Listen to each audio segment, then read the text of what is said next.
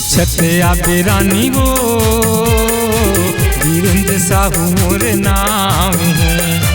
पूछते आबे रानी वो वीरेंद्र साहू मोर नाम है। नावगढ़ के तिरमरानी, नावगढ़ के तिरमरानी, तोरा वो मोरे गाँव है, तोरा वो मोरे गाँव है। मोला बता दे बैहारे कौन जगह मतोरी गाँव हवे। मोला बता दे राजा रे कौन जगह मतोरी गाँव हवे।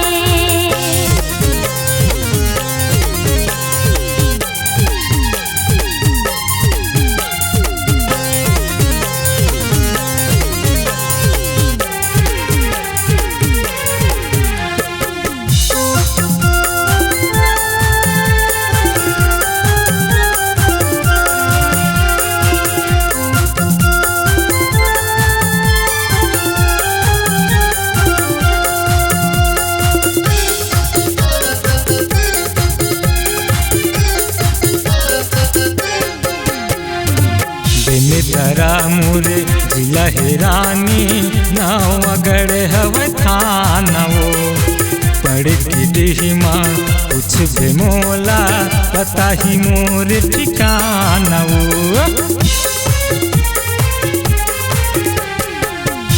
तरा मोरे जिला हिरानी, नावगढ़ हवे थाना वो। पढ़ के डिहिमा कुछ भी मोला बता ही मोर ठिकाना वो।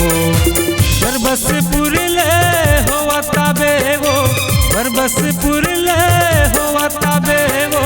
चार कदम चारे पाँव है, चार कदम चारे पाँव है। मोला बता दे बैहारे कौन जगह मतोरी गाँव हवे।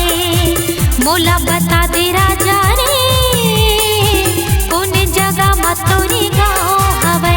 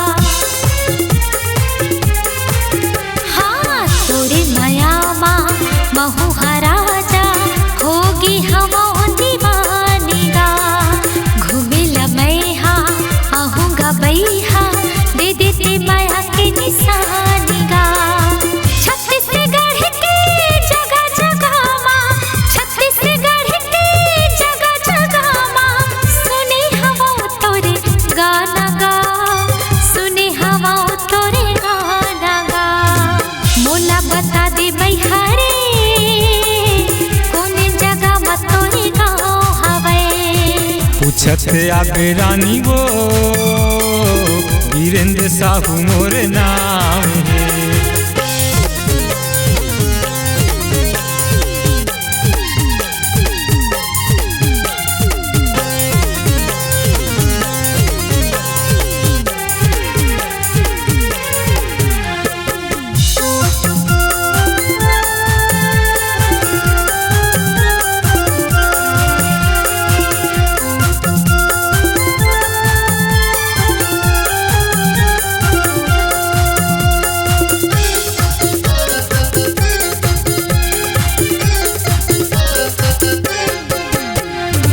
गाँव के तीर माँ मर का मेला तोल मैं घुमाऊँ।